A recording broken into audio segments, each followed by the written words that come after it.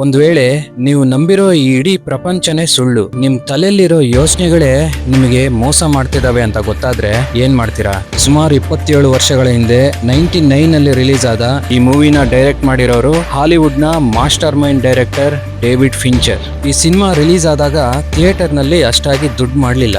OTT ಮತ್ತು DVD ಜನ ಇದನ್ನ ನೋಡಿ ಹುಚ್ಚರಾಗೋದ್ರು. ಇವತ್ತಿಗೂ ಹಾಲಿವುಡ್ ನ ಬೆಸ್ಟ್ ಸೈಕಾಲಜಿಕಲ್ ಸಿನಿಮಾಗಳ ಲಿಸ್ಟ್ ತೆಗೆದ್ರೆ ಈ ಮೂವಿ ಟಾಪ್ 10 ನಲ್ಲಿ ಇರುತ್ತೆ. ಸೊ ಜಾಸ್ತಿ ಲೇಟ್ ಮಾಡದೆ ಈ ಕಲ್ಟ್ ಕ್ಲಾಸಿಕ್ ಫಿಲ್ಮ್ ಬಗ್ಗೆ ತಿಳ್ಕೊಳ್ಳೋಣ ಬನ್ನಿ. ಅಂದಾಗೆ ಈ ಮೂವಿ ಹೆಸರು ಫೈಟ್ ಕ್ಲಬ್. ಈ ಕಥೆಯಲ್ಲಿ ಹೀರೋಗೆ ಹೆಸರಿರಲ್ಲ, ಅವನನ್ನ ನರೇಟರ್ ಅಂತಾನೆ ಕರೀತಾರೆ. ಆದ್ರೆ ನಾವು ಕಂಟಿನ್ಯೂಸ್ ಆಗಿ ನರೇಟರ್ ಅಂತ ಕರಿತಾ ಇದ್ರೆ ನಿಮಗೂ ಬೋರ್ ಆಗುತ್ತೆ. ಸೊ ಈ ಹೀರೋಗೆ ಜಾಕ್ ಅಂತ ಕರೆಯೋಣ. ಕಥೆಯ ಆರಂಭದಲ್ಲಿ ನಾವು ಜಾಕ್ ನನ್ನ ನೋಡ್ತೀವಿ. ಅವನಿಗೆ ನಿದ್ದೆ ಬರದೇ ಇರೋ ಕಾಯಿಲೆ ಅಂದ್ರೆ ಇನ್ಸೋಮ್ನಿಯಾ ಇರುತ್ತೆ. ಕಳೆದ 6 ತಿಂಗಳಿಂದ ಅವನು ಸರಿಯಾಗಿ ನಿದ್ದೆನೆ ಮಾಡಿರಲ್ಲ. ನೆಮ್ಮದಿಯಾಗಿ ಒಂದು ನಿದ್ದೆ ಮಾಡಿ ಅವನು ವರ್ಷಗಳೇ ಆಗೋಗಿರುತ್ತೆ. ಅದಕ್ಕೋಸ್ಕರ ಅವನು ಡಾಕ್ಟರ್ ಹತ್ರ ಹೋಗಿ ಈ ಕಾಯಿಲೆ ನನ್ನನ್ನ ಕೊಂದು ಬಿಡುತ್ತೇನೋ ಅಂತ ಹೇಳ್ತಾನೆ. ಆದ್ರೆ ಡಾಕ್ಟರ್ ಇನ್ಸೋಮ್ನಿಯಾದಿಂದ ಯಾರು ಸಾಯಲ್ಲ, ನಿನಗೆ ಕೇವಲ ಒಂದು ಒಳ್ಳೆ ನಿದ್ದೆ ಅಗತ್ಯ ಇದೆ ಅಷ್ಟೇ ಅಂತ ಸಮಾಧಾನ ಮಾಡ್ತಾನೆ. ಜಾಕ್ಗೆ ಡಾಕ್ಟರ್ ತನ್ನ ಪ್ರಾಬ್ಲಮ್ ನ ಅರ್ಥ ಮಾಡ್ಕೊಂತಾ ಇಲ್ಲ ಅಂತ ಅನ್ಸುತ್ತೆ. ಆದ್ರೆ ತಕ್ಷಣ ಡಾಕ್ಟರ್, ನಿನಗಿದೇ ದೊಡ್ಡ ಪ್ರಾಬ್ಲಮ್ ಅನಿಸ್ತಿದ್ಯಾ, ಇವತ್ತು ಸಾಯಂಕಾಲ ಹೋಗಿ ಕ್ಯಾನ್ಸರ್ ಪೇಷಂಟ್ಸ್ ನ ಭೇಟಿ ಆಗು, ಆಗ ನಿನಗೆ ನಿಜವಾದ ನೋವಂದ್ರೆ ಏನಂತ ಅರ್ಥ ಆಗುತ್ತೆ ಅಂತ ಹೇಳ್ತಾನೆ. ಜಾಕ್ ಈಗಾಗಲೇ ಎಲ್ಲಾ ಪ್ರಯತ್ನ ಮಾಡಿ ಸುಸ್ತಾಗಿರೋದ್ರಿಂದ ಇದನ್ನು ಒಂದು ಕೈ ನೋಡೇ ಬಿಡೋಣ ಅಂತ ಯೋಚಿಸ್ತಾನೆ. ಆ ರಾತ್ರಿ ಅವನು ಕ್ಯಾನ್ಸರ್ ಪೇಷಂಟ್ಸ್ ನ ಸಪೋರ್ಟ್ ಗ್ರೂಪ್ ಮೀಟಿಂಗ್ ಗೆ ಹೋಗ್ತಾನೆ. ಅಲ್ಲಿ ಅವನಿಗೆ ಬಾಬ್ ಅನ್ನೋ ವ್ಯಕ್ತಿಯ ಪರಿಚಯ ಆಗುತ್ತೆ. ಬಾಬ್ ಮುಂಚೆ ಒಬ್ಬ ದೊಡ್ಡ ಬಾಡಿ ಬಿಲ್ಡರ್ ಆಗಿರ್ತಾನೆ. ಆದ್ರೆ ಸ್ಟಿರಾಯ್ಡ್ಸ್ ಮತ್ತು ಸಪ್ಲಿಮೆಂಟ್ಸ್ ನ ಓವರ್ ಡೋಸ್ ಇಂದ ತನ್ನ ದೇಹನ ಹಾಳು ಮಾಡ್ಕೊಂಡಿರ್ತಾನೆ. ಅವನ ದೇಹದಲ್ಲಿ ಈಸ್ಟ್ರೋಜನ್ ಹಾರ್ಮೋನ್ ಜಾಸ್ತಿಯಾಗಿ ಅವನ ಮಸಲ್ಸ್ ಎಲ್ಲ ಕರಗೋಗಿ ಬಾಡಿ ಶೇಪ್ ಚೇಂಜ್ ಆಗಿರುತ್ತೆ. ಅದ್ರ ಜೊತೆಗೆ ಅವನ ವಾಯ್ಸ್ ಕೂಡ ಲೇಡೀಸ್ ವಾಯ್ಸ್ ತರಾನೇ ಇರುತ್ತೆ. ಇದೇ ಗ್ಯಾಪ್ ಅಲ್ಲಿ ಜಾಕ್ ಅಲ್ಲಿ ರೆಡ್ ಜಾಕೆಟ್ ಹಾಕೊಂಡಿರೋ ಒಬ್ಬ ವ್ಯಕ್ತಿನ ನೋಡ್ತಾನೆ. ಅವನ ಕಣ್ಣಿಗೆ ಕಂಡು ಕಾಣ್ದಂಗೆ ತಕ್ಷಣ ಮಾಯ ಆಗ್ಬಿಡ್ತಾನೆ. ಆದ್ರೆ ಜಾಕ್ಗೆ ಇದು ತುಂಬಾ ಕಾಮನ್ ಆಗಿರುತ್ತೆ. ಯಾಕೆಂದ್ರೆ ನಿದ್ದೆ ಇಲ್ಲದೆ ಅವನಿಗೆ ಈ ತರದ ಹ್ಯಾಲ್ಯುಸಿನೇಷನ್ಸ್ ಆಗ್ತಾನೆ ಇರ್ತವೆ. ಆ ಮೀಟಿಂಗ್ ನಲ್ಲಿ ಎಲ್ಲರೂ ತಮ್ಮ ನೋವನ್ನು ಹಂಚಿಕೊಂಡು ಒಬ್ಬರನ್ನೊಬ್ಬರು ಗಟ್ಟಿಯಾಗಿ ಹಗ್ ಮಾಡ್ಕೊಂಡು ಅಳ್ಬೇಕಿರುತ್ತೆ. ಬಾಬ್ ಅಳುತ್ತಾ ಜಾಕ್ ಹತ್ರ ಬಂದು ತನ್ನ ನೋವಿನ ಕಥೆನ ಹೇಳ್ಕೊಂತಾನೆ. ಸ್ವಲ್ಪ ಸಮಯದ ನಂತರ ಜಾಕ್ ಕೂಡ ತುಂಬಾ ಜೋರಾಗಿ ಹೇಳ್ತಾನೆ. ಅವನು ಈ ರೀತಿ ಅಳ್ತಾ ಇರೋದು ಅದೇ ಮೊದಲ ಬಾರಿ. ಅದರಿಂದ ಅವನ ಮನಸ್ಸು ತುಂಬಾ ಹಗುರ ಆಗುತ್ತೆ. ನಂತರ ಅವನು ಅಂದ್ಕೊಳ್ದೇ ಇರೋ ಒಂದು ಮಿರಾಕಲ್ ನಡೆಯುತ್ತೆ. ಅವನ್ ಮನೆಗೆ ಬಂದ ತಕ್ಷಣ ಗಾಢವಾದ ನಿದ್ದೆಗೆ ಜಾರಿ ಬಿಡ್ತಾನೆ. ಎಷ್ಟೋ ದಿನಗಳ ನಂತರ ಅವನು ಅಷ್ಟು ಚೆನ್ನಾಗಿ ನಿದ್ದೆ ಮಾಡಿರ್ತಾನೆ. ಇನ್ಮೇಲೆ ಅವನು ಆ ಗ್ರೂಪ್ಗೆ ಹೋದಾಗ್ಲೆಲ್ಲ ಅವನಿಗೆ ಒಳ್ಳೆ ನಿದ್ದೆ ಬರೋಕೆ ಶುರು ಆಗುತ್ತೆ. ಅವನಿಗೆ ಅದು ಪ್ರತಿ ರಾತ್ರಿ ಸತ್ತು ಬೆಳಿಗ್ಗೆ ಹೊಸ ದೇಹದೊಂದಿಗೆ ಹುಟ್ಟಿದ ಹಾಗೆ ಅನುಭವ ಆಗ್ತಿರುತ್ತೆ. ಎಲ್ಲ ಸರಿಯಾಗಿ ನಡೀತಾ ಇರುತ್ತೆ. ಆದ್ರೆ ತಕ್ಷಣ ಅವನ ಲೈಫ್ ಚೇಂಜ್ ಮಾಡೋ ಒಂದು ಟ್ವಿಸ್ಟ್ ಎದುರಾಗುತ್ತೆ. ಒಂದು ದಿನ ಅಲ್ಲಿ ಮಾರ್ಲಾ ಸಿಂಗರ್ ಅನ್ನೋ ಹುಡುಗಿ ಬರ್ತಾಳೆ. ನಿಜಕ್ಕೆ ಅವಳಿಗೆ ಯಾವುದೇ ಕಾಯಿಲೆ ಇರಲ್ಲ. ಅವಳು ಕೇವಲ ಫ್ರೀ ಕಾಫಿ ಕುಡಿಯೋಕೆ ಮತ್ತು ಟೈಮ್ ಪಾಸ್ ಮಾಡೋದಕ್ಕೆ ಅಲ್ಲಿಗೆ ಬರ್ತಾ ಇರ್ತಾಳೆ. ಜಾಕ್ ಅವಳನ್ನೇ ಗಮನಿಸ್ತಾನೆ. ಅವಳು ಎಲ್ಲಾ ತರದ ಪೇಷಂಟ್ಸ್ ಗ್ರೂಪ್ ನಲ್ಲಿ ಕೂತು ಅವರ ಕತೆ ಕೇಳ್ತಾ ಇರ್ತಾಳೆ. ಮಾರ್ಲಾನ ನೋಡಿದಾಗ ಜಾಕ್ಗೆ ಅವನನ್ನೇ ಅವನು ನೋಡ್ಕೊಂಡಂಗೆ ಅನ್ಸುತ್ತೆ. ಯಾಕೆಂದ್ರೆ ಅವನು ಕೂಡ ಸುಳ್ಳು ಹೇಳ್ಕೊಂಡೆ ಈ ತರ ಗ್ರೂಪ್ ಗಳಿಗೆ ಪಾರ್ಟಿಸಿಪೇಟ್ ಮಾಡ್ತಿದ್ದ ಅಲ್ವಾ. ಸೊ ಅವಳನ್ನ ನೋಡಿದ ತಕ್ಷಣ ಜಾಕ್ ನ ಮನಸ್ಸಿನ ಭಾವನೆಗಳೆಲ್ಲ ಸತ್ತು ಹೋಗ್ತವೆ. ಅವನಿಗೆ ಕಣ್ಣೀರು ಬರೋದು ನಿಂತು ಹೋಗುತ್ತೆ ಮತ್ತು ಅವನ ಆ ಹಳೆಯ ಶತ್ರು ಇನ್ಸೋಮ್ನಿಯಾ ಮತ್ತೆ ವಾಪಸ್ ಬರುತ್ತೆ. ಮಾರ್ಲಾ ಅವನಿಗೆ ಕ್ಯಾನ್ಸರ್ ತರ ಕಾಣಿಸ್ತಾಳೆ. ಅವಳಿಂದಾಗಿ ಜಾಕ್ ಒಳಗೊಳಗೆ ನೆರಳ್ತಾ ಇರ್ತಾನೆ. ಅವನು ಅವಳ ಹತ್ರ ಹೋಗಿ, ನಿನಗೆ ಯಾವುದೇ ಕಾಯಿಲೆ ಇಲ್ಲ ಅಂತ ನನಗೆ ಗೊತ್ತು, ಇಲ್ಲಿಂದ ಹೋಗು, ಇದು ನಿನಗೆ ಸೂಟಬಲ್ ಆಗಿರೋ ಪ್ಲೇಸ್ ಅಲ್ಲ ಅಂತ ಹೆದರ್ಸ್ತಾನೆ. ಆದ್ರೆ ಮಾರ್ಲಾ ಅವನ ಬೆದರಿಕೆಗೆ ಹೆದರಲ್ಲ. ಅವಳು, ನಾನ್ ಕೂಡ ನಿನ್ನ ಸುಳ್ಳನ್ನು ಎಲ್ರ ಮುಂದೆ ಬಯಲು ಮಾಡ್ತೀನಿ ಅಂತ ಉಲ್ಟಾ ವಾರ್ನ್ ಮಾಡ್ತಾಳೆ. ಕೊನೆಗೆ ಇಬ್ರು ಒಂದು ಕಾಂಪ್ರಮೈಸ್ ಗೆ ಬರ್ತಾರೆ. ವಾರದಲ್ಲಿ ಯಾರು ಯಾವ ದಿನ ಬರಬೇಕು ಅಂತ ದಿನಗಳನ್ನ ಫಿಕ್ಸ್ ಮಾಡ್ಕೊಳ್ತಾರೆ. ಮಾರ್ಲಾಳ ಕಾರಣದಿಂದ ಜಾಕ್ಗೆ ಈಗ ವಾರದಲ್ಲಿ ಕೇವಲ 3 ದಿನ ಮಾತ್ರ ನಿದ್ದೆ ಮಾಡೋಕೆ ಸಾಧ್ಯ ಆಗ್ತಾ ಇರುತ್ತೆ. ಇನ್ನುಳಿದ ದಿನ ಅವನು ತನ್ನ ಸರ್ದಿಗಾಗಿ ಕಾಯ್ತಾ ಇರ್ಬೇಕಾಗುತ್ತೆ. ಜಾಕ್ ಒಂದು ದೊಡ್ಡ ಕಾರ್ ಕಂಪನಿಯಲ್ಲಿ ಕೆಲಸ ಮಾಡ್ತಾ ಇರ್ತಾನೆ. ಅವನ ಕೆಲಸ ಏನಂದ್ರೆ ಕಂಪನಿಯ ಕಾರುಗಳಿಂದ ಆಗೋ ಆಕ್ಸಿಡೆಂಟ್ಸ್ ಮತ್ತು ನಷ್ಟವನ್ನು ಮ್ಯಾನೇಜ್ ಮಾಡೋದು. ಸಿಂಪಲ್ ಆಗಿ ಹೇಳ್ಬೇಕಂದ್ರೆ ಕಂಪನಿ 10 ಲಕ್ಷ ಕಾರುಗಳನ್ನ ಮ್ಯಾನುಫ್ಯಾಕ್ಚರ್ ಮಾಡಿದ್ರೆ ಅದರಲ್ಲಿ ಕೆಲವು ಕಾರುಗಳಲ್ಲಿ ಡಿಫೆಕ್ಟ್ ಇರುತ್ತೆ. ಅದರಿಂದ ಆಕ್ಸಿಡೆಂಟ್ ಆಗಿ ಜನರ ಪ್ರಾಣ ಕೂಡ ಹೋಗುತ್ತೆ. ಜಾಕ್ ಅದಕ್ಕೊಂದು ಫಾರ್ಮುಲಾ ಕಂಡು ಹಿಡ್ಕೊಂಡಿರ್ತಾನೆ. ಈ ವರ್ಷ ಕಂಪನಿ ಎಷ್ಟು ಕಾರುಗಳನ್ನ ತಯಾರು ಮಾಡಿದೆ ಅದನ್ನು ಕಾರುಗಳು ಫೇಲ್ ಆಗೋ ಸಾಧ್ಯತೆಯಿಂದ ಮಲ್ಟಿಪ್ಲೈ ಮಾಡೋದು. ನಂತರ ಬಂದ ಮೊತ್ತವನ್ನ ಅಪಘಾತದಲ್ಲಿ ಸತ್ತವರ ಕುಟುಂಬಕ್ಕೆ ಕೊಡಬೇಕಾದ ಪರಿಹಾರದ ಹಣದ ಜೊತೆ ಮಲ್ಟಿಪ್ಲೈ ಮಾಡೋದು. ಈ ರೀತಿ ಕ್ಯಾಲ್ಕುಲೇಟ್ ಮಾಡಿದಾಗ ಬರೋ ಹಣ ಆ 10 ಲಕ್ಷ ಕಾರುಗಳನ್ನು ರಿಪೇರಿ ಮಾಡೋಕೆ ತಗುಲೋ ವೆಚ್ಚಕ್ಕಿಂತ ಕಡಿಮೆ ಇದ್ರೆ ಕಂಪನಿ ಸತ್ತವರ ಕುಟುಂಬಕ್ಕೆ ಹಣ ಕೊಟ್ಟು ಕೇಸ್ ಕ್ಲೋಸ್ ಮಾಡ್ಕೊಂತಿತ್ತು. ಅಷ್ಟೇ ಹೊರತು ಆ ಕಾರುಗಳನ್ನ ರಿಪೇರಿ ಮಾಡ್ತಾ ಇರ್ಲಿಲ್ಲ. ಅದರಿಂದ ಇನ್ಯಾರ ಪ್ರಾಣ ಹೋದ್ರೂ ಅವ್ರಿಗೆ ಚಿಂತೆ ಇರ್ಲಿಲ್ಲ. ಅವರಿಗೆ ಮನುಷ್ಯನ ಪ್ರಾಣ ಕೇವಲ ಒಂದು ನಂಬರ್ ಅಷ್ಟೇ. ಜಾಕ್ ಆಕ್ಸಿಡೆಂಟ್ ಕೇಸ್ಗಳಿಗಾಗಿ ಯಾವಾಗ್ಲೂ ಫ್ಲೈಟ್ ನಲ್ಲಿ ಟ್ರಾವೆಲ್ ಮಾಡ್ತಾ ಇರ್ತಾನೆ. ಫ್ಲೈಟ್ ನಲ್ಲಿ ಸ್ವಲ್ಪ ಶೇಕ್ ಆದ್ರೂ ಈ ಪ್ಲೇನ್ ಕ್ರಾಶ್ ಆಗಿ ನಾನು ಸತ್ತೋದ್ರೆ ಎಷ್ಟು ಚೆನ್ನಾಗಿರುತ್ತೆ ಅಂತ ಯೋಚಿಸ್ತಾ ಇರ್ತಾನೆ. ಆದ್ರೆ ಹಾಗೇನು ಆಗಲ್ಲ. ಒಂದು ದಿನ ಫ್ಲೈಟ್ ನಲ್ಲಿ ಅವನು ಕಣ್ಣು ತೆರೆದಾಗ ಎದುರುಗಡೆ ಅದೇ ರೆಡ್ ಜಾಕೆಟ್ ಹಾಕಿರೋ ವ್ಯಕ್ತಿ ಕೂತಿರ್ತಾನೆ. ಅವನು ತನ್ನ ಹೆಸರು ಟೈಲರ್ ಡರ್ಡನ್ ಅಂತ ಪರಿಚಯ ಮಾಡಿಕೊಂಡು ತಾನು ಸೋಪ್ ಬಿಸ್ನೆಸ್ ಮಾಡ್ತೀನಿ ಅಂತ ಹೇಳ್ತಾನೆ. ಇಲ್ಲಿ ಜಾಕ್ ಇಬ್ಬರ ಸೂಟ್ ಕೇಸ್ ಒಂದೇ ತರ ಇರೋದನ್ನ ಗಮನಿಸ್ತಾನೆ. ಟೈಲರ್ ಮಾತಿನ ಮಧ್ಯೆ ನಿನಗೆ ಗೊತ್ತಾ, ಮನೆಯಲ್ಲಿ ಬಳಸೋ ವಸ್ತುಗಳಿಂದಲೇ ನಾವು ಬಾಂಬ್ ತಯಾರು ಮಾಡಬಹುದು ಅಂತ ಹೇಳ್ತಾನೆ. ಜಾಕ್ಗೆ ಅವನು ತುಂಬಾ ಇಂಟ್ರೆಸ್ಟಿಂಗ್ ಅನಿಸ್ತಾನೆ. ಇಬ್ಬರು ತುಂಬಾ ಮಾತಾಡ್ತಾರೆ. ನಂತರ ಟೈಲರ್ ಹೊರಟೋಗ್ತಾನೆ. ಆದ್ರೆ ಜಾಕ್ ತನ್ನ ಅಪಾರ್ಟ್ಮೆಂಟ್ ಗೆ ವಾಪಸ್ ಬಂದಾಗ ಅವನಿಗೆ ಶಾಕ್ ಕಾದಿರುತ್ತೆ. ಅವನ ಮನೆಗೆ ಬೆಂಕಿ ಬಿದ್ದು ಎಲ್ಲ ಬೂದಿಯಾಗೋಗಿರುತ್ತೆ. ಈಗ ಅವನಿಗೆ ಇರೋಕೆ ಮನೆ ಇಲ್ಲ. ಸಹಾಯಕ್ಕಾಗಿ ಅವನು ಮಾರ್ಲಾಗೆ ಕಾಲ್ ಮಾಡೋಕೆ ಹೋಗ್ತಾನೆ. ಆದ್ರೆ ತಕ್ಷಣ ಅವಳು ಕಂಡ್ರೆ ನನ್ಗೆ ಇಷ್ಟ ಇಲ್ಲ ಅಲ್ವಾ, ಅವಳು ಹೆಲ್ಪ್ ಯಾಕೆ ಕೇಳ್ಬೇಕು ಅಂತ ನಿಲ್ಲಿಸ್ತಾನೆ. ಆಮೇಲೆ ಏನ್ ಯೋಚಿಸ್ತಾನೋ ಏನೋ ನೇರವಾಗಿ ಟೈಲರ್ ಡರ್ಡನ್ಗೆ ಫೋನ್ ಮಾಡ್ತಾನೆ. ರಿಂಗ್ ಆಗುತ್ತೆ. ಆದ್ರೆ ಟೈಲರ್ ಫೋನ್ ರಿಸೀವ್ ಮಾಡಲ್ಲ. ಜಾಕ್ ಬೇಜಾರಾಗಿ ಹೊರಡೋ ಟೈಮಲ್ಲಿ ಮತ್ತೆ ಫೋನ್ ರಿಂಗ್ ಆಗುತ್ತೆ. ಟೈಲರ್ ಕಾಲ್ ಬ್ಯಾಕ್ ಮಾಡಿರ್ತಾನೆ. ಜಾಕ್ ತನಗಾದ ಕಷ್ಟವನ್ನು ಹೇಳ್ಕೊಂತಾನೆ. ಅವನಿಗೆ ತಾನು ಟೈಲರ್ ನ ಯಾಕೆ ಕಾಂಟ್ಯಾಕ್ಟ್ ಮಾಡಿದೆ ಅಂತಾನೆ ಗೊತ್ತಿರಲ್ಲ. ಆದ್ರೆ ಇಲ್ಲಿಂದ ಅವನ್ ಲೈಫ್ ಕಂಪ್ಲೀಟ್ ಆಗಿ ಚೇಂಜ್ ಆಗೋಗುತ್ತೆ. ಜಾಕ್ ಟೈಲರ್ ನ ಒಂದು ಬಾರ್ ನಲ್ಲಿ ಭೇಟಿ ಆಗ್ತಾನೆ. ತನ್ನ ಮನೆಯಲ್ಲಿದ್ದ ದುಬಾರಿ ಸೋಫಾ, ಟಿವಿ, ಐಷಾರಾಮಿ ಕಿಚನ್ ಎಲ್ಲವೂ ಬೆಂಕಿಯಲ್ಲಿ ಸುಟ್ಟು ಹೋಯ್ತು ಅಂತ ಜಾಕ್ ತುಂಬಾ ಫೀಲ್ ಆಗ್ತಾ ಇರ್ತಾನೆ. ಅದಕ್ಕೆ ಟೈಲರ್ ಅವನಿಗೆ ಒಂದು ಉಪದೇಶ ಮಾಡ್ತಾನೆ. ಅದನ್ನೆಲ್ಲ ಮರ್ತು ಬಿಡು. ನಾವು ಯಾವ ವಸ್ತುಗಳನ್ನ ನಮ್ದು ಅಂತ ಅನ್ಕೊಂತೀವೋ ಅದೇ ವಸ್ತುಗಳು ನಿಧಾನವಾಗಿ ನಮ್ಮನ್ನ ಅವುಗಳ ಗುಲಾಮ್ರನ್ನಾಗಿ ಮಾಡ್ಕೊಂತವೆ. ಇವತ್ತಿನ ಮನುಷ್ಯನಿಗೆ ಬಡತನ, ಹಸಿವು, ಕ್ರೈಮ್ ಯಾವುದ್ರ ಬಗ್ಗೆನೂ ಕಾಳಜಿ ಇಲ್ಲ. ಅವ್ರಿಗೆ ಕೇವಲ ಮ್ಯಾಗಜಿನ್ ಆರ್ಟಿಕಲ್ಸ್, ಸೆಲೆಬ್ರಿಟಿಗಳ ಅಫೇರ್ಸ್, ಟಿವಿಯ 500 ಚಾನೆಲ್ಗಳದ್ದೇ ಯೋಚನೆ. ನೀನು ಕೂಡ ಅವರಲ್ಲೇ ಒಬ್ಬ ಆಗಿದೆಯಾ. ಮೊದಲು ಈ ತರ ಯೋಚನೆಗಳಿಂದ ಫ್ರೀ ಆಗು ಅಂತ ಫಿಲಾಸಫಿ ಹೇಳ್ತಾನೆ. ನಿನಗೆ ಇರೋಕೆ ಜಾಗ ಬೇಕು ತಾನೆ, ನೇರವಾಗಿ ಕೇಳೋಕೆ ಏನ್ ನಾಚಿಕೆ ಅಂತ ಕೇಳ್ತಾನೆ. ಜಾಕ್ ಹೌದು ಅಂತ ಒಪ್ಕೊಂತಾನೆ. ಟೈಲರ್ ಅವನನ್ನ ತನ್ನ ಮನೆಗೆ ಕರ್ಕೊಂಡು ಹೋಗೋಕೆ ಹೋಗ್ತಾನೆ. ಆದ್ರೆ ಒಂದು ವಿಚಿತ್ರವಾದ ಕಂಡೀಷನ್ ಹಾಕ್ತಾನೆ. ನನಗೆ ಜೋರಾಗಿ ಪಂಚ್ ಮಾಡು ಅಂತ ಹೇಳ್ತಾನೆ. ಜಾಕ್ ಮೊದಲಿಗೆ ಹಿಂಜರಿದ್ರು, ಆಮೇಲೆ ಜೋರಾಗಿ ಒಂದು ಪಂಚ್ ಕೊಡ್ತಾನೆ. ಟೈಲರ್ಗೆ ತುಂಬಾ ನೋವಾಗುತ್ತೆ. ಅವನು ತಿರುಗಿ ಜಾಕ್ ಹೊಟ್ಟೆಗೆ ಜೋರಾಗಿ ಗುದ್ದುತ್ತಾನೆ. ಆಮೇಲೆ ಇಬ್ರು ಬೀದಿಯಲ್ಲಿ ನಿಂತು ಒಬ್ರನ್ನೊಬ್ರು ಮನ ಬಂದಂತೆ ಹೊಡೆದಾಡ್ಕೊಂತಾರೆ. ಟೈಲರ್ ಜೊತೆ ಜಗಳಾಡಿದ ಮೇಲೆ ಜಾಕ್ ಒಳಗಡೆ ಇದ್ದ ಎಲ್ಲಾ ಬೇಸರ, ಫ್ರಸ್ಟ್ರೇಷನ್ ಹೊರಗಡೆ ಬರುತ್ತೆ. ಅವನಿಗೊಬ್ಬ ಪಂಚಿಂಗ್ ಬ್ಯಾಗ್ ಸಿಕ್ಕ ಹಾಗೆ ಆಗಿರುತ್ತೆ. ಜಗಳ ಮುಗಿದ ಮೇಲೆ ಇಬ್ಬರು ಒಟ್ಟಿಗೆ ಕೂತು ಬೀರ್ ಕುಡಿತಾರೆ. ಜಾಕ್, ಇದು ತುಂಬಾ ಮಜವಾಗಿತ್ತು, ನಾವು ಈ ತರದ ಫೈಟ್ಸ್ ಯಾವಾಗ್ಲೂ ಮಾಡ್ತಾ ಇರಬೇಕು ಅಂತ ಹೇಳ್ತಾನೆ. ನಂತರ ಜಾಕ್ಗೆ ಟೈಲರ್ನ ಅಸಲಿ ಕೆಲಸಗಳ ಬಗ್ಗೆ ಗೊತ್ತಾಗುತ್ತೆ. ಸೋಪ್ ಬಿಸ್ನೆಸ್ ಜೊತೆಗೆ ಟೈಲರ್ ಪಾರ್ಟ್ ಟೈಮ್ ವೇಟರ್ ಆಗಿ ಕೆಲಸ ಮಾಡ್ತಾ ಇರ್ತಾನೆ. ಆದ್ರೆ ಅವನು ಫುಡ್ ಇಂಡಸ್ಟ್ರಿಗೆ ಒಂದು ಕಳಂಕ ತರ ಇರ್ತಾನೆ. ಯಾಕೆಂದ್ರೆ ಅವನು ಹೋಟೆಲ್ಗೆ ಬರೋ ದೊಡ್ಡ ದೊಡ್ಡ ಕಸ್ಟಮರ್ಸ್ ತಿನ್ನೋ ಫುಡ್ ನಲ್ಲಿ ಉಗುಳೋದು, ಯೂರಿನ್ ಮಿಕ್ಸ್ ಮಾಡೋದು ಮಾಡ್ತಾ ಇರ್ತಾನೆ. ಆ 5 ಸ್ಟಾರ್ ಹೋಟೆಲ್ ಗೆಸ್ಟ್ಗಳು ತಮಗೆ ಗೊತ್ತಿಲ್ಲದ ಹಾಗೆ ಟೈಲರ್ ಯೂರಿನ್ ಕುಡಿತಿರ್ತಾರೆ. ಅವನಿಗೆ ಒಂದು ಥಿಯೇಟರ್ ನಲ್ಲಿ ಪ್ರೊಜೆಕ್ಷನಿಸ್ಟ್ ಕೆಲಸ ಕೂಡ ಇರುತ್ತೆ. ಅಲ್ಲೂ ಅವನು ತನ್ನ ಬುದ್ಧಿ ತೋರಿಸ್ತಾನೆ. ಮಕ್ಕಳ ಸಿನಿಮಾಗಳ ಮಧ್ಯೆ ಅಶ್ಲೀಲ ದೃಶ್ಯಗಳನ್ನು ಸೇರಿಸಿ ಪ್ಲೇ ಮಾಡ್ತಾ ಇರ್ತಾನೆ. ಅದನ್ನು ನೋಡಿ ಮಕ್ಕಳು ಹೆದರಿದ್ರೆ ಪೋಷಕರು ಮುಜುಗರದಿಂದ ಮುಖ ಕೆಂಪು ಮಾಡ್ಕೊಂತಾರೆ. ಅದನ್ನು ನೋಡಿ ಟೈಲರ್ ತುಂಬಾ ಎಂಜಾಯ್ ಮಾಡ್ತಾನೆ. ಒಟ್ಟಿನಲ್ಲಿ ರೂಲ್ಸ್ ಬ್ರೇಕ್ ಮಾಡೋದು, ಸಿಸ್ಟಮ್ ವಿರುದ್ಧ ಹೋಗೋದು ಅಂದ್ರೆ ಟೈಲರ್ಗೆ ತುಂಬಾ ಇಷ್ಟ. ಟೈಲರ್ ಒಂದು ಹಳೆಯ ಹಾಳಾದ ಮನೆಯಲ್ಲಿರ್ತಾನೆ. ಅಲ್ಲಿ ಕರೆಂಟ್, ನೀರು ಯಾವುದೂ ಸರಿಯಾಗಿರಲ್ಲ. ಸುತ್ತಮುತ್ತ ಯಾವುದೇ ನೈಬರ್ಸ್ ಇರಲ್ಲ. ಟಿವಿ ಇಲ್ಲದೆ ಬದುಕೋಕೆ ಸಾಧ್ಯವೇ ಇಲ್ಲ ಅನ್ಕೊಂಡಿದ್ದ ಜಾಕ್ ಕೇವಲ ಒಂದೇ ವಾರದಲ್ಲಿ ಟಿವಿ ಇಲ್ಲದೆ ಆರಾಮಾಗಿರ್ತಾನೆ. ವಾರದ ದಿನಗಳಲ್ಲಿ ಇಬ್ಬರು ನಾರ್ಮಲ್ ಆಗಿರ್ತಾರೆ. ಆದ್ರೆ ವೀಕೆಂಡ್ ಬಂದ್ರೆ ಸಾಕು ಇಬ್ಬರು ರೋಡ್ ನಲ್ಲಿ ಫೈಟ್ ಮಾಡ್ಕೊಂತಾರೆ. ಅದನ್ನು ನೋಡೋ ಜನ ಇವರಿಬ್ರಿಗೂ ಹುಚ್ಚಿಡ್ದಿದೆ ಅನ್ಕೊಂತಾರೆ. ಆದ್ರೆ ಈ ಗೇಮ್ ಎಷ್ಟು ಇಂಟ್ರೆಸ್ಟಿಂಗ್ ಆಗಿರುತ್ತೆ ಅಂದ್ರೆ ನಿಧಾನವಾಗಿ ಬೇರೆ ಜನರು ಕೂಡ ಬಂದು ಇವರ ಜೊತೆ ಫೈಟ್ ಮಾಡೋಕೆ ಸೇರ್ಕೊಳ್ತಾರೆ. ಜಾಕ್ಗೆ ತಾನು ಈಗ ಒಬ್ಬಂಟಿ ಅಲ್ಲ ಅಂತ ಅನ್ಸುತ್ತೆ. ಸೂಟ್ ಬೂಟ್ ಹಾಕಿರೋ ಶ್ರೀಮಂತರಿಂದ ಹಿಡಿದು ಎಣ್ಣೆ ಹೊಡೆಯೋರವರೆಗೂ ಎಲ್ಲರೂ ಈ ಫೈಟ್ ನಲ್ಲಿ ಭಾಗವಹಿಸ್ತಾರೆ. ಒಂದು ದಿನ ಜಾಕ್ ಮುಖದ ಮೇಲಿರೋ ಗಾಯಗಳನ್ನ ನೋಡಿ ಅವನ ಬಾಸ್, ವಾರ ನೀನು ಎಲ್ಲಿಗೆ ಹೋಗಿ ಈ ತರ ಮಾಡ್ಕೊಂಡು ಬರ್ತಾ ಇದೀಯಾ ಅಂತ ಕೇಳ್ತಾನೆ. ಆದ್ರೆ ಜಾಕ್ ಬೇರೆ ಏನೋ ಯೋಚನೆ ಮಾಡ್ತಿರ್ತಾನೆ. ನಾನು ಇನ್ಶೂರೆನ್ಸ್ ಕಂಪನಿ ಜೊತೆ ಜಗಳ ಆಡ್ಬೇಕಿತ್ತು, ಹೊಸ ಮನೆ ಹುಡುಕ್ಬೇಕಿತ್ತು, ಮನೆ ಸುಟ್ಟು ಹೋಗಿದ್ದಕ್ಕೆ ಅಳಬೇಕಿತ್ತು. ಆದ್ರೆ ನಾನು ಯಾವ್ದನ್ನು ಮಾಡ್ತಿಲ್ಲ. ಹೌದು, ಟೈಲರ್ನಿಂದಾಗಿ ಈ ಸಿಸ್ಟಮ್ ಇಂದ ಬೇಸತ್ತಿದ್ದ ಎಲ್ಲರಿಗೂ ಒಂದು ಹೊಸ ಲೈಫ್ ಸಿಕ್ಕಿರುತ್ತೆ.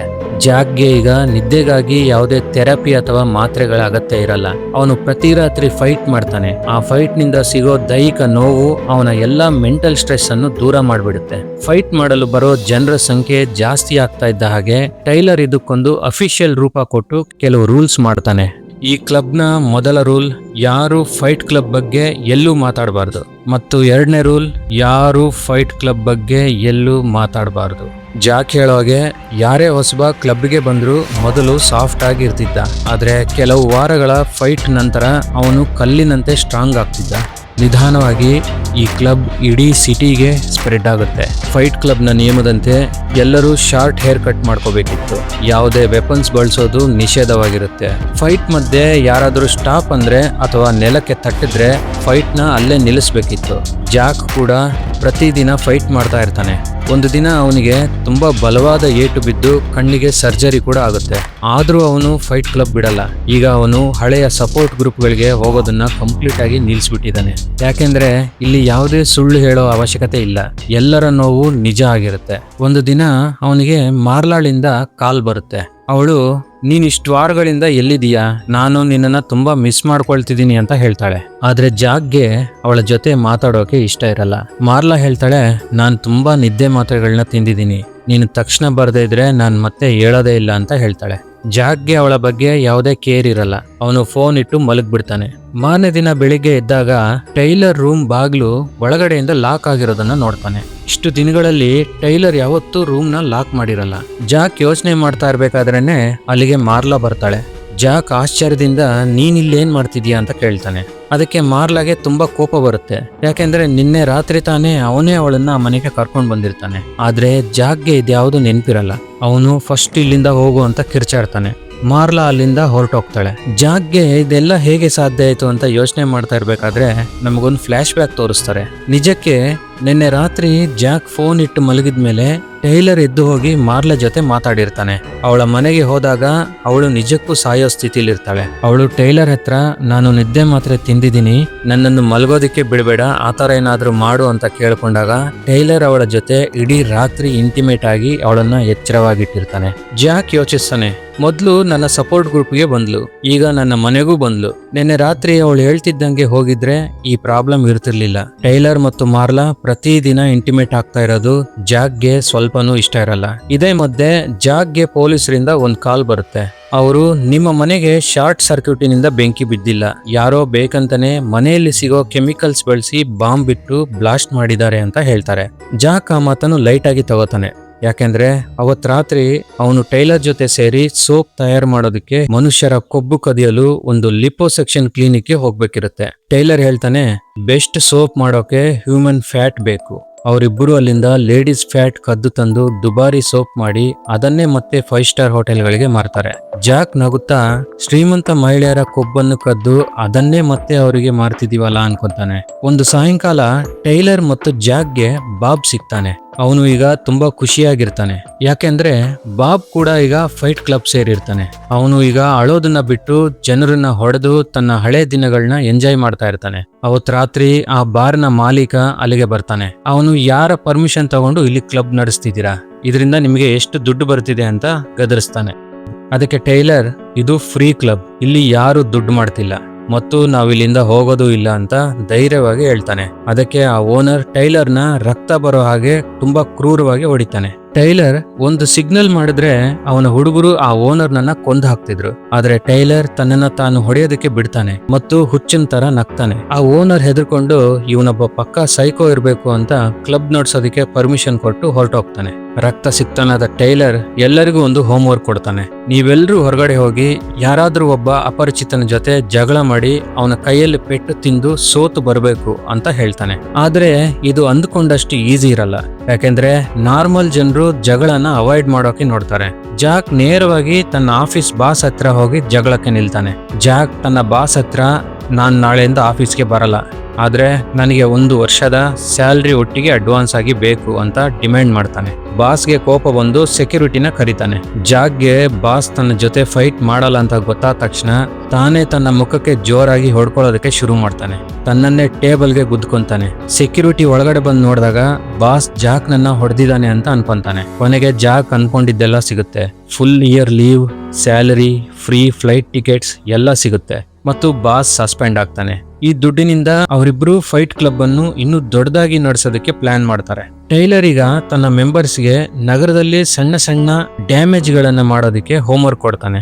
ಯಾರ ಪ್ರಾಣಕ್ಕೂ ತೊಂದರೆ ಕೊಡಬಾರ್ದು, ಕೇವಲ ಸಿಸ್ಟಮ್ನ ಮಾತ್ರ ಶೇಕ್ ಮಾಡಬೇಕು ಅನ್ನೋದು ಅವನ ಪ್ಲಾನ್ ಆಗಿರುತ್ತೆ. ಒಂದಿನ ಟೈಲರ್ ಒಬ್ಬ ಡಿಪಾರ್ಟ್ಮೆಂಟಲ್ ಸ್ಟೋರ್ ಉದ್ಯೋಗಿ ರೇಮನ್ ಅನ್ನೋನನ್ನ ಗನ್ ಪಾಯಿಂಟಿನಲ್ಲಿ ಹೊರಗಡೆ ಕರ್ಕೊಂಡು ಬಂದು ಮಂಡಿ ಊರಿ ಕೂರಿಸ್ತಾನೆ. ಅವನು ರೇಮನ್ ಹತ್ರ ನಿನಗೇನಾಗ್ಬೇಕು ಅಂತ ಆಸೆ ಇತ್ತು ಅಂತ ಕೇಳ್ತಾನೆ. ರೇಮನ್ ಹೆದರ್ಕೊಂಡು ವೆಟರ್ನರಿ ಡಾಕ್ಟರ್ ಆಗ್ಬೇಕು ಅನ್ಕೊಂಡಿದ್ದೆ ಅಂತ ಹೇಳ್ತಾನೆ.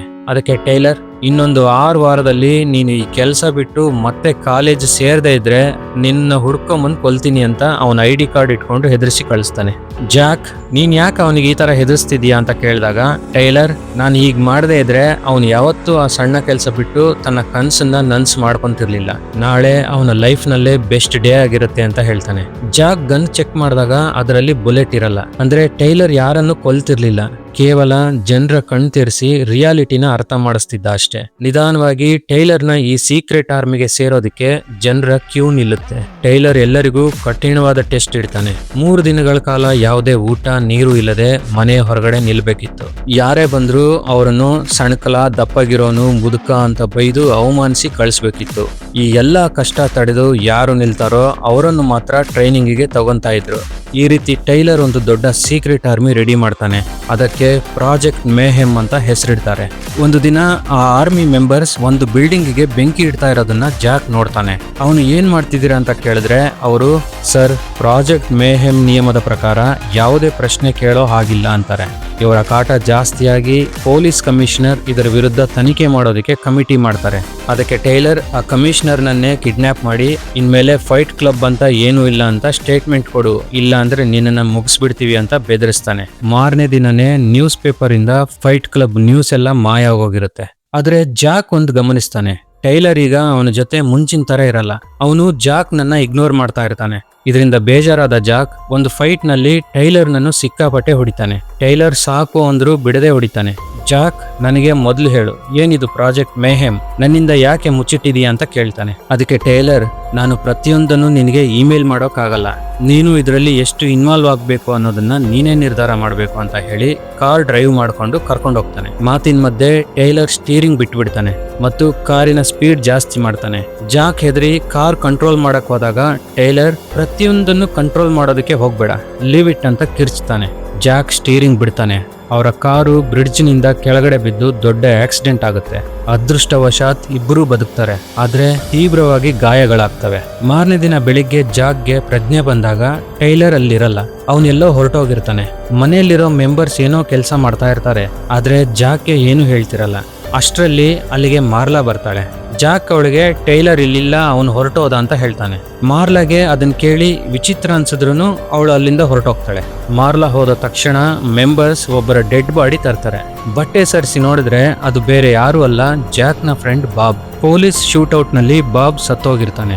ಮೆಂಬರ್ಸ್ ಇಮ್ಮಿಡಿಯೇಟ್ ಆಗಿ ಎವಿಡೆನ್ಸ್ ನಾಶ ಮಾಡಿ ಪ್ರಾಜೆಕ್ಟ್ಗೆ ತೊಂದರೆ ಆಗಬಾರ್ದು ಅಂತಿರ್ತಾರೆ. ಆದ್ರೆ ಜಾಕ್ಗೆ ಕೋಪ ಬಂದು ಇವನು ಕೇವಲ ಎವಿಡೆನ್ಸ್ ಅಲ್ಲ, ಇವನ್ ಹೆಸರು ಬಾಬ್ ಅಂತ ಕಿರ್ಚ್ತಾನೆ. ಆದ್ರೆ ಪ್ರಾಜೆಕ್ಟ್ ಮೇಹೆಮ್ ನಲ್ಲಿ ಯಾರಿಗೂ ಹೆಸರಿರಲ್ಲ. ರೂಲ್ಸ್ ಪ್ರಕಾರ ಪ್ರಾಜೆಕ್ಟ್ಗಾಗಿ ಯಾರು ಪ್ರಾಣ ಕೊಡ್ತಾರೋ ಅವರಿಗೆ ಮಾತ್ರ ಸಾವಿನ ನಂತರ ಹೆಸರು ಸಿಗುತ್ತೆ.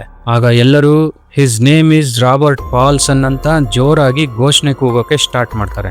ಜಾಕ್ಗೆ ಇವರೆಲ್ಲರಿಗೂ ಹುಚ್ಚಿಡ್ದಿದೆ ಅನ್ಸುತ್ತೆ. ಇದನ್ನ ತಡೆಯೋದಕ್ಕೆ ಟೈಲರ್ ಮಾತ್ರ ಸಾಧ್ಯ ಅಂತ ಅವನನ್ನ ಹುಡುಕೋದಕ್ಕೆ ಹೋಗ್ತಾನೆ. ಜಾಕ್ಗೆ ಮನೆಯಲ್ಲಿ ಕೆಲವು ಫ್ಲೈಟ್ ಟಿಕೆಟ್ ಸಿಗ್ತವೆ. ಟೈಲರ್ ಎಲ್ಲೆಲ್ಲಿಗೆ ಹೋಗಿದ್ನೋ ಆ ಎಲ್ಲಾ ಸಿಟಿಗಳಿಗೂ ಜಾಕ್ ಹೋಗ್ತಾನೆ. 50ಕ್ಕೂ ಹೆಚ್ಚು ಬಾರ್ಗಳಲ್ಲಿ ಹುಡುಕ್ತಾನೆ, ಆದ್ರೂ ಟೈಲರ್ ಸಿಗಲ್ಲ. ವಿಚಿತ್ರ ಏನಂದ್ರೆ ಜಾಕ್ ಆ ಸಿಟಿಗಳಿಗೆ ಫಸ್ಟ್ ಟೈಮ್ ಹೋಗಿದ್ರು ಅಲ್ಲಿರೋ ಪ್ರತಿಯೊಬ್ಬ ಫೈಟ್ ಕ್ಲಬ್ ಮೆಂಬರ್ಸ್ಗೂ ಜಾಕ್ ಯಾರು ಅಂತ ಗೊತ್ತಿರುತ್ತೆ. ಕೆಲವರು ಹೇಳ್ತಾರೆ ಟೈಲರ್ ನನ್ನ ಯಾರು ನೋಡಿಲ್ಲ, ಅವನು ಪ್ರತಿ 3 ವರ್ಷಕ್ಕೆ ಪ್ಲಾಸ್ಟಿಕ್ ಸರ್ಜರಿ ಮಾಡಿಸ್ಕೊಳ್ತಾನೆ.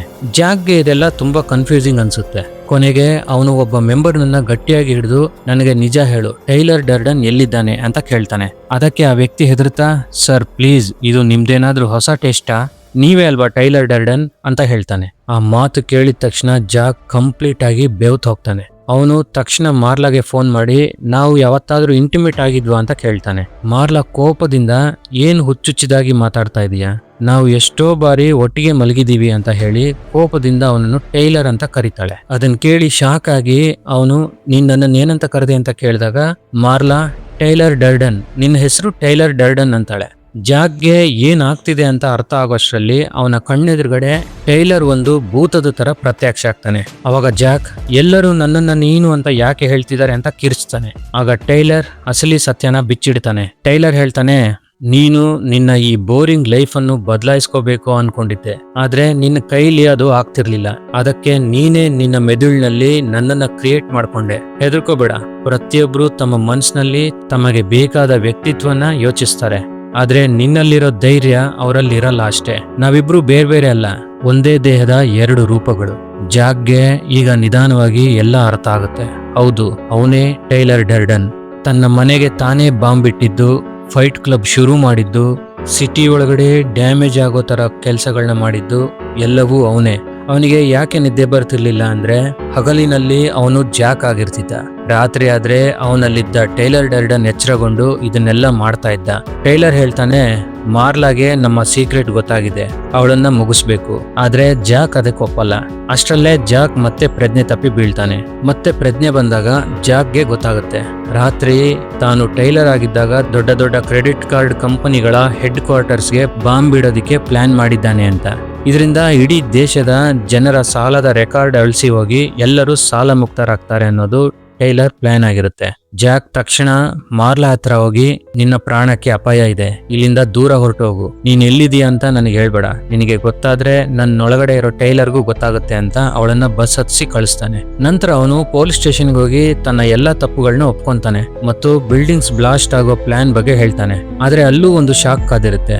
ಅಲ್ಲಿರೋ ಪೊಲೀಸರು ಕೂಡ ಫೈಟ್ ಕ್ಲಬ್ ನ ಮೆಂಬರ್ಸ್ ಆಗಿರ್ತಾರೆ. ಟೈಲರ್ ಮುಂಚೆನೆ ಅವರಿಗೆ ನಾನೇ ಬಂದು ಈ ಪ್ಲಾನ್ ನಿಲ್ಸೋದಕ್ಕೆ ಹೇಳಿದ್ರು, ನನ್ನ ಮಾತು ಕೇಳಬೇಡಿ, ನನ್ನನ್ನು ಕೊಂದಾಕಿ ಅಂತ ಆರ್ಡರ್ ಮಾಡಿರ್ತಾನೆ. ಪೊಲೀಸರು ಜಾಕ್ ನನ್ನ ಕೊಲ್ಲೋದಕ್ಕೆ ಬಂದಾಗ ಜಾಕ್ ಅವರಿಂದ ಗನ್ ಕಿತ್ಕೊಂಡು ಅಲ್ಲಿಂದ ತಪ್ಪಿಸ್ಕೊಂಡು ಆ ಮೇನ್ ಬಿಲ್ಡಿಂಗ್ ಗೆ ಓಡ್ತಾನೆ. ಅಲ್ಲಿ ಹೋದಾಗ ಟೈಲರ್ ಮತ್ತೆ ಎದುರು ಬಂದು ಅವನನ್ನ ತಡೆಯೋದಕ್ಕೆ ನೋಡ್ತಾನೆ. ಜಾಕ್ ಹೇಗೋ ಮಾಡಿ ಆ ಬಾಂಬ್ ಇಟ್ಟಿರೋ ವ್ಯಾನ್ ಹುಡುಕಿ ತೆಗಿತಾನೆ. ಅದರಲ್ಲಿ ತುಂಬಾ ವೈರ್ಸ್ ಇರ್ತವೆ. ಟೈಲರ್ ಅವನನ್ನ ಕನ್ಫ್ಯೂಸ್ ಮಾಡೋದಕ್ಕೆ ನೋಡ್ತಾನೆ.